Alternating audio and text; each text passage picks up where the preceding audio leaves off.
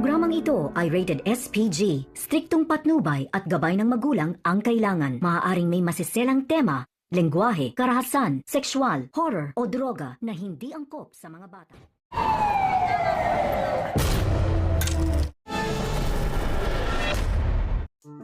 Galit na galit nga itong si Rigor dahil gustong-gusto niya nangang paslangin si Tanggol. Ngunit hanggang ngayon ay tila hindi pumapabor ang kapalaran para kay Dimagiba. At dito nga siya binigyan ng pagkakataon na makalaya sa tulong naman nitong si Roberto.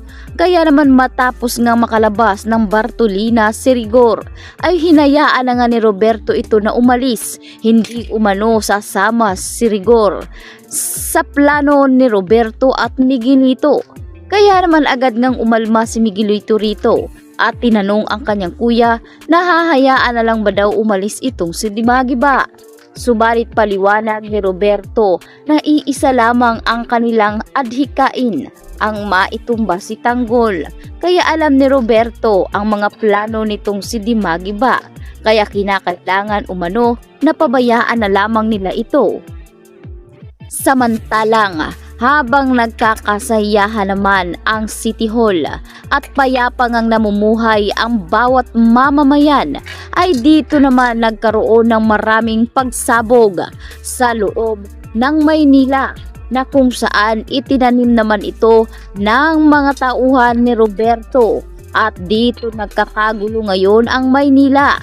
Kaya agad ngang pinuntahan ni Mando ang kanilang mayor na itong si Tanggol. Sinabi ni Mando na kinakailangan umano makinig at manood ni Tanggol sa telebisyon dahil importante umano ito. At sinabi rin ni Mando na nagkaroon ng maraming pagsabog ang Maynila. Kaya naman sa unang sabak ni Tanggol bilang alkalde ng lungsod ay agad nga ngayong pumunta itong si Tanggol sa opisina niya na dito niya rin nakita na meron palang nagaganap na pagsabog sa labas. Kaya dito nga nakita ni Tanggol sa telebisyon na nagsasalita itong si Roberto. At nakita rin ni Tanggol ang maraming hostages na hawak ngayon ng mga gerero. Kabilang nga sa mga kasamahan ni Roberto itong si Dimagiba. Sa pagkakataong ito ay binalaan ni Roberto si Tanggol na kapag hindi ito darating sa loob ng isang oras ay maglalaho na parang bula ang mga hostage na hawak nila ngayon. Kabilang na ang ina ni Tanggol. Kaya dali-daling ang iniutos ni Tanggol sa kanyang ninong Mando na ihanda ang hukbo ng mga kapulisan at ipakalat ito sa buong Kamaynilaan. Siya na raw umano ang bahala kung paano mapapataob ang mga gerero.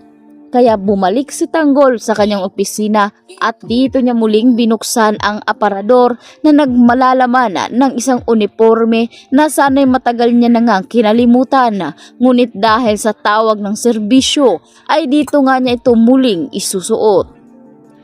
Dito nga isinuot ni Tanggol ang uniforme nila sa teamworking na kinabibilangan ng kanyang mga yumaong kaibigan. Sinabi ni Tanggol na humihingi siya ng gabay. Sa pagkakataong ito ay mag-isa na lamang si Tanggol na lulusob dahil ito rin ang kahilingan ng mga gerero. Ayaw din ni Tanggol na malagay sa alanganin ang buhay ng kanyang inang si Marites. Kaya doon ay pinlalong mabuti ni Tanggol kung paano kakagatrin sa pain ang mga gerero. Mano-mano niya nga itong pinuntahan ni Lusob at dito nga sila nagkakagulo. Sa kasamaang palad ay masasawi si Miguelito dahil sa hindi nga sinasadya ni Roberto na pagbaril. Akala ni Roberto ay maaasinta niya si Tanggol, subalit ang huling balang tatama ay para pala kay Miguelito.